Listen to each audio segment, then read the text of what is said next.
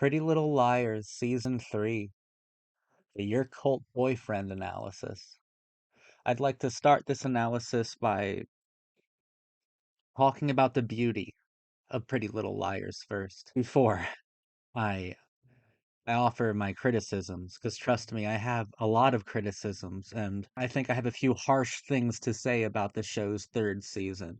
So I would really like to start this off by kind of explaining what I think the show's core philosophy is, what is so significant and beautiful about Pretty Little Liars. Because it's a show that touched a lot of different people. A lot of different people connected with the show. It's a massive show within the teen drama art form, within the teen drama canon. It's a huge show, and for good reason, too.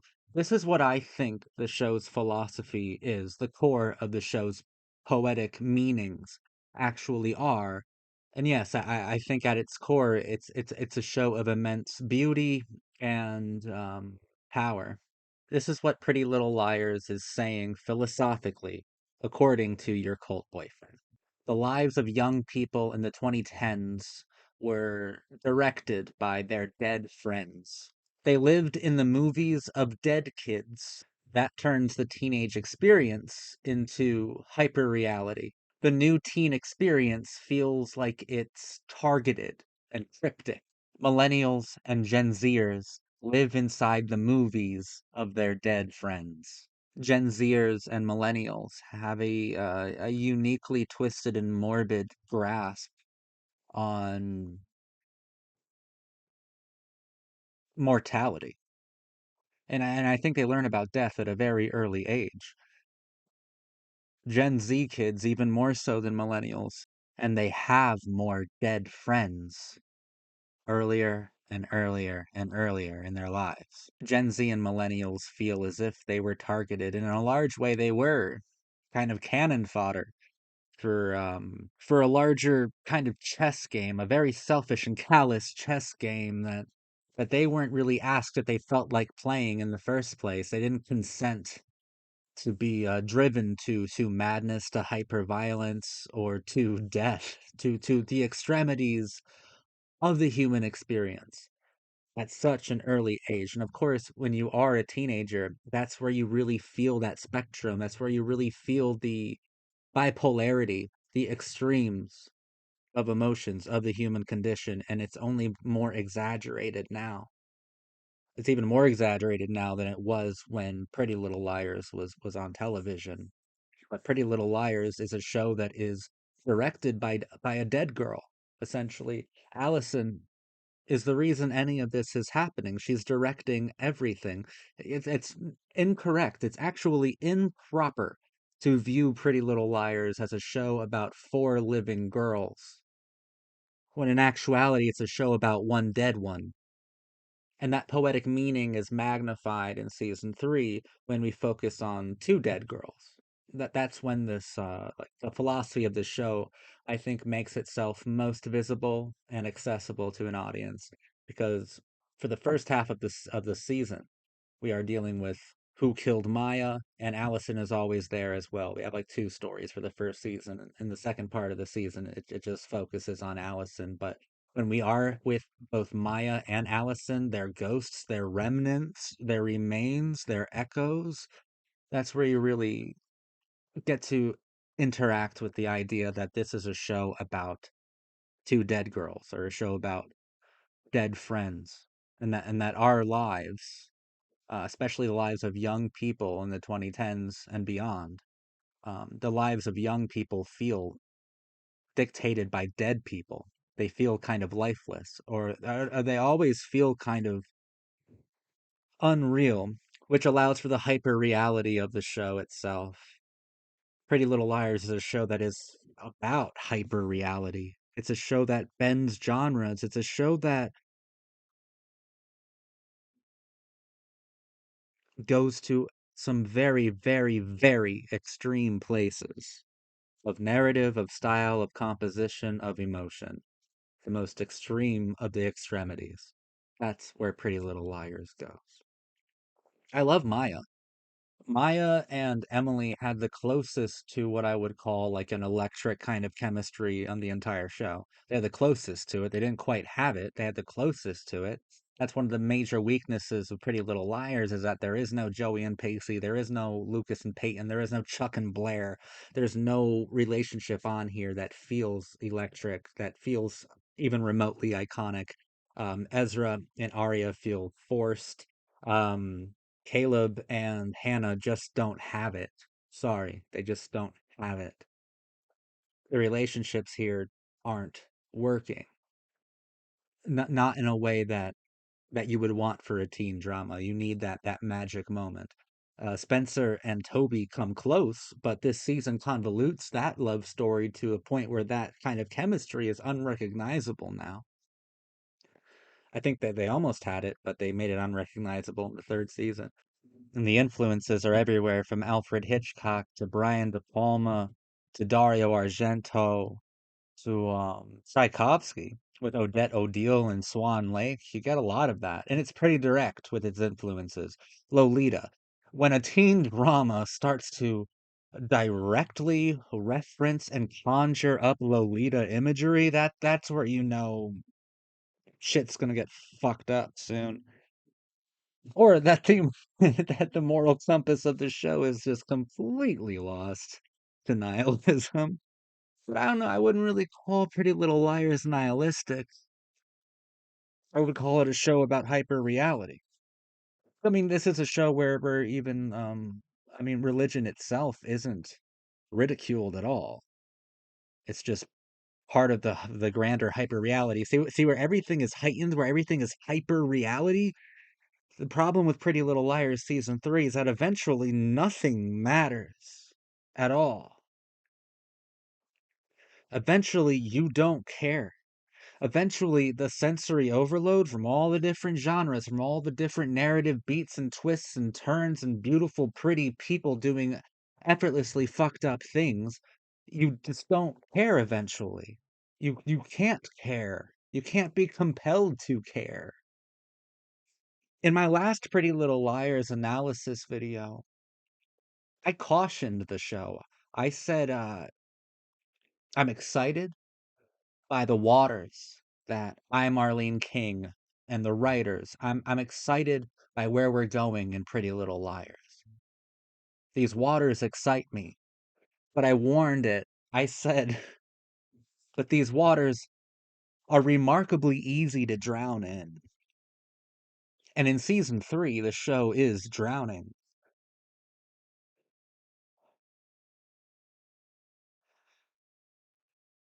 And it's not a pretty death, and it's not a quick one either. It's floundering. Um, it's kind of grotesque. Spencer. Spencer Hastings, who would normally make me smile because I love her a lot. I think Troyan Belisario is the most talented of any of the actors in the entire piece. And I feel like she was used incorrectly to such an extent that I feel like too much was put on this character's shoulders in this season. I feel like they took their best character, their most interesting one, and their most conflicted one, and their most entertaining one, being Spencer Hastings. They took their best character and they just piled the weight of the goddamn world on her back, the weight of the entire narrative. They put her through too much, and I think they demanded way too much out of Troyan Belisario, who could normally do anything. She's normally acting circles around everybody, everyone, and in this season, they were demanding way too much of her. When she got institutionalized, when she lost her fucking mind and had her Joker moment, I didn't care. This isn't to say that Troyan Belisario didn't do a great job at expressing the disturbed psychosis of Spencer Hastings. She did. I didn't care because I knew that nothing mattered.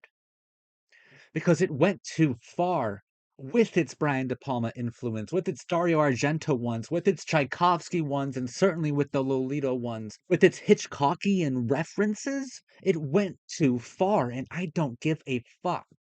I don't care at all about the plot that happened because nothing mattered. The problem with flirting with hyper reality is that you get absorbed within the hyper reality.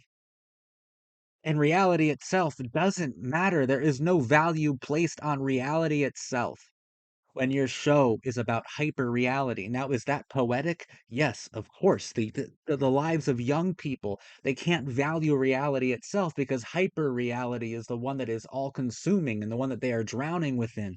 But I am doing 80% of the poetic work there with that reading, and the show is doing 20, and I don't feel like helping out the show that much. I'm not going to be the show's um lifeboat.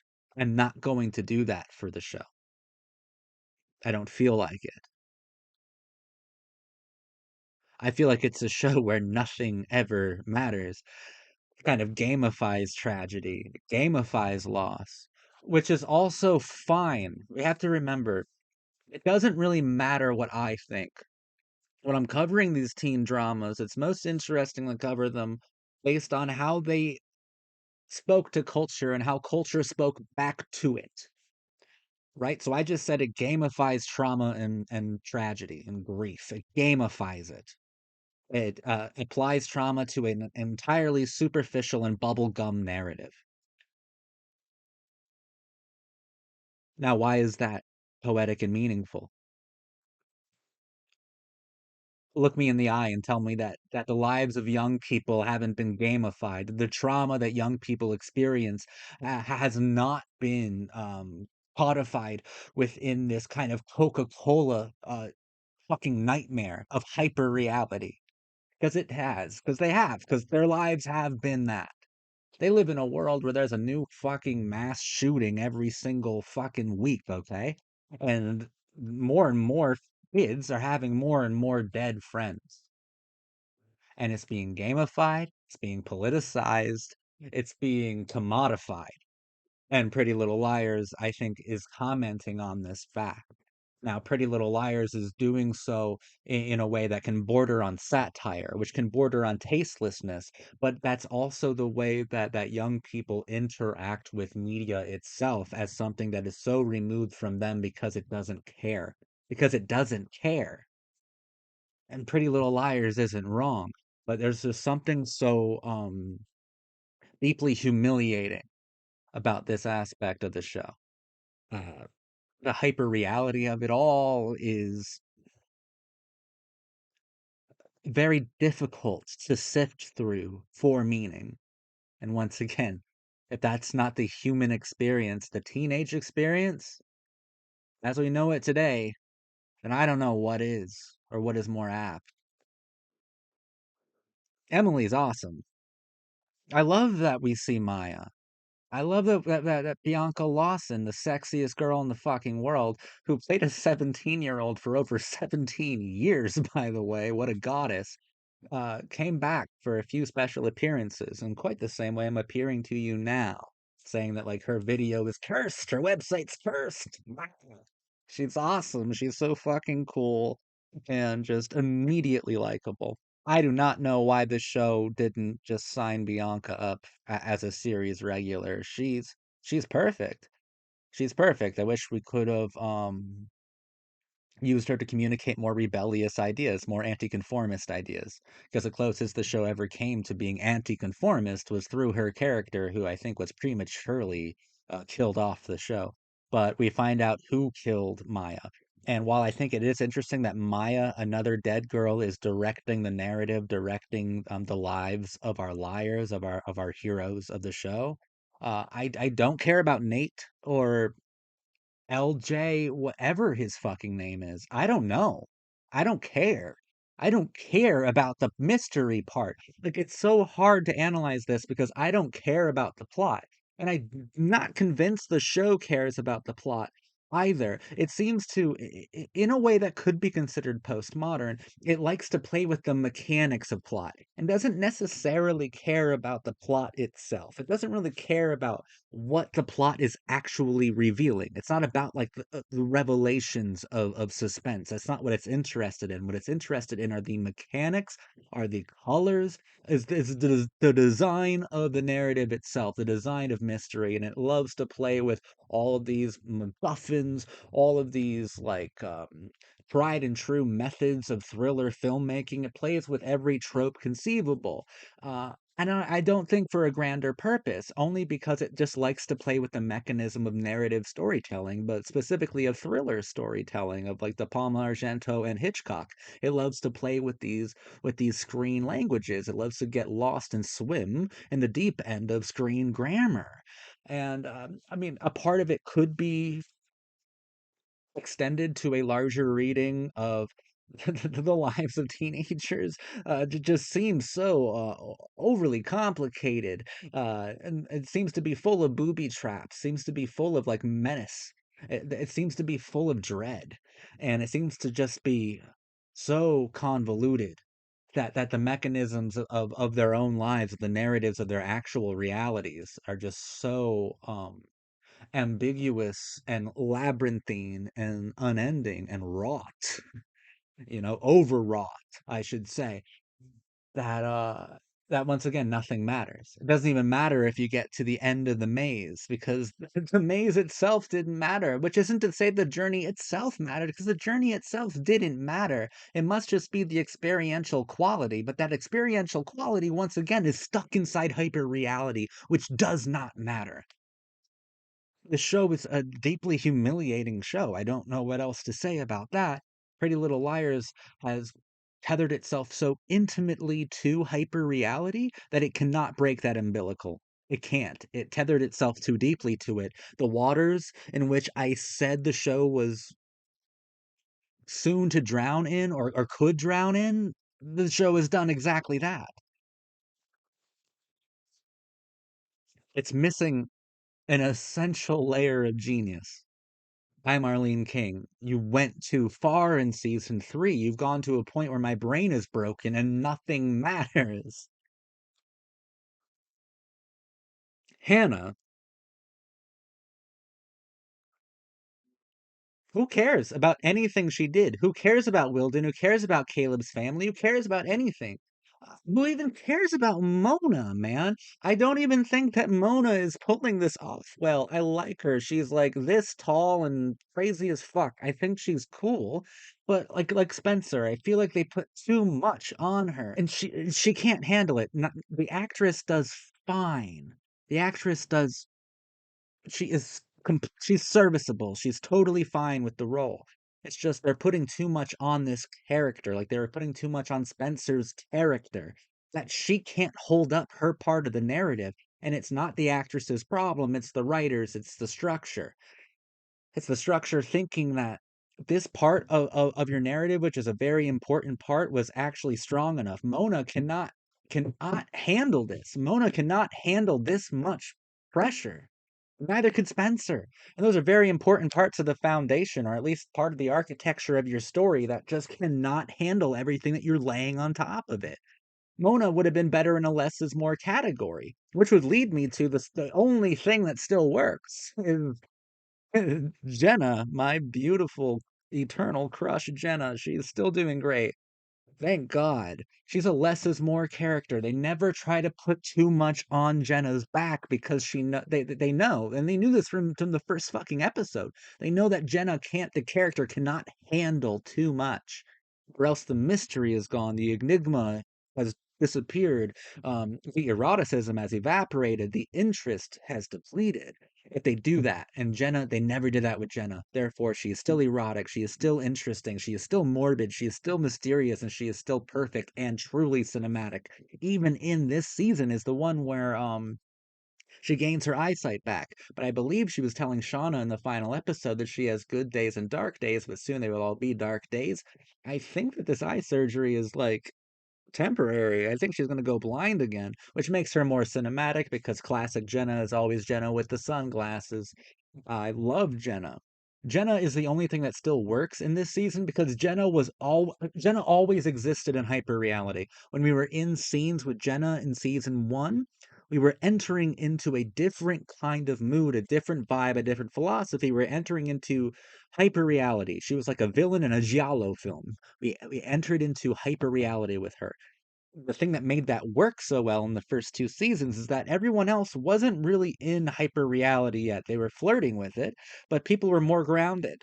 When we hung out with Jenna in the first two seasons, especially in the first season, she was crazy. She was bonkers. The whole fucking mood of the piece, the atmosphere changed. Like tangibly, it fucking changed because she existed in hyper reality. She works in the third season because everyone else caught up with how bonkers she always was. Like every other character caught up to the hyper reality that Jenna was always within, which is bad for everyone else but fine for Jenna. Jenna still works. Thank God. There is still a God. Oh my God, thank you. Because Jenna is still fine. Jenna still works. This character is still perfect. It's still a wonderfully designed character. I think that Jenna is the best thing that Pretty Little Liars did. The greatest contribution to the teen drama from Pretty Little Liars is Jenna. You guys fucking did so well with her. Bravo, bravo, bravo. I could never say a bad word about how Jenna was designed, portrayed, and captured. It was so good. So fucking good. So fucking good. It's God fuck it. It's genius. The only genius part of Pretty Little Liars is Jenna. And it's enormous. It's enormously brilliant. And thank God for that, okay? Because Arya, the fourth liar, I still hate. Nothing new there. I don't like anything she ever does. They tried to make Fitz a little bit more interesting to show that he comes from an exorbitant place of wealth. But I can't care. I don't care. I don't care about almost anything that happened this season. I don't. Uh, The third season of Pretty Little Liars broke my brain. Here's the thing, it's an extremely important teen show. I feel like Pretty Little Liars and Glee being on at the same time makes sense because if you combine those two shows together, you get to the Riverdale and Euphoria era that we're at today. You get to that era. To a place where hyper reality is just all encompassing, where atmosphere and aesthetic is the new watchword. I found this season kind of disturbing because all of these incredibly intense and traumatic things were happening to characters who I have spent a lot of time with by now, and I couldn't care less. I didn't care. I didn't care about these characters being in peril. I didn't care about any of it. The season ended on a cliffhanger. Something or someone's in the back of Wilden's police car that was mysteriously pulled out of the lake that Hannah and Arya pushed it into after Hannah's mother ran over Wilden. Do you see how many steps I had to take back to explain the fucking car? That is so convoluted and overcomplicated. That's everything on this show, and I just can't care. Once something gets to a few levels of complexity that seem needless, I can't care. And that's something that I, Marlene King, has to know. You can only do a couple separations until you don't care anymore. And I don't care. I don't care what's in the back of the trunk. I don't care if Allison was the girl in red, was Redcoat or whatever the fuck. I don't care if that was Allie. Because I don't care if she's alive or dead, because philosophically, she's never been dead to begin with, because this is a show that is about a dead girl. It's about Allison anyway, so she's never been dead. She's always been the most alive and represented character in the entire show. So if she is alive, that's just a hyper literal metaphor. And it's a needless one at that, because the first 3 seasons made it incredibly fucking clear that the show is about Allie, and that Allie, even if she is dead, is still very, very, very much so alive within the narrative. That she's the director of the entire narrative. So if she actually is alive, I'm just gonna call that lazy. Because that's always kind of been the case. And it's more poetic if she remains dead. Dead girls are more living than alive ones are. Dead girls are more alive than living ones. That's a lot more poetic and tragic. But once again, I don't care.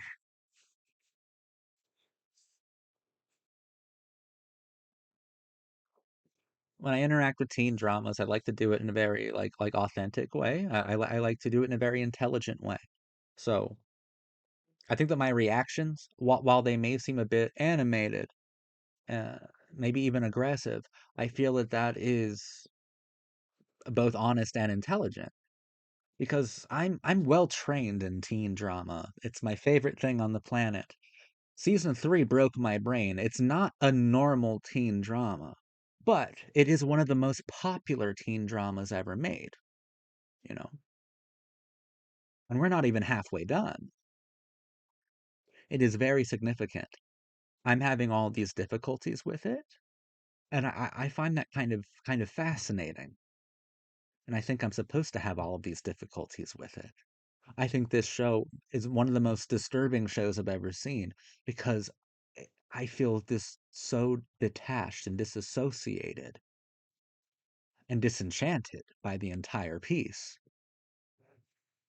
And the scary thing is, I think that Gen Z feel that way all the time.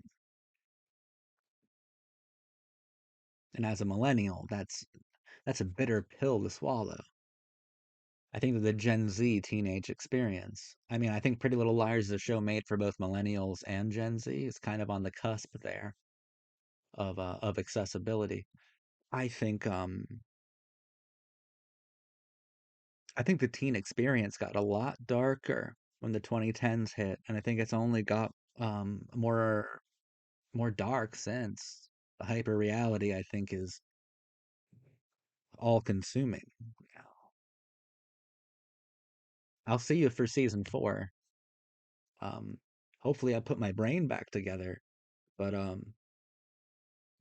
Pretty Little Liars already broke it. It already took my brain and fucking impaled it, stabbed it inside of Mona's locker.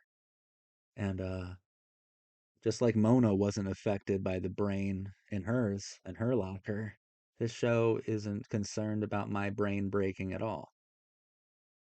And that's scary too. Pretty Little Liars is actually a scary show, because it's scary how much I don't care about who's alive and who's dead, because the show has made it quite clear that dead girls have more fun and they have more to live for.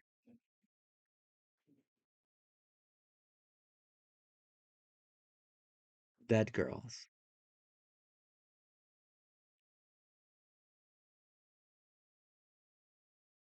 It's about dead girls.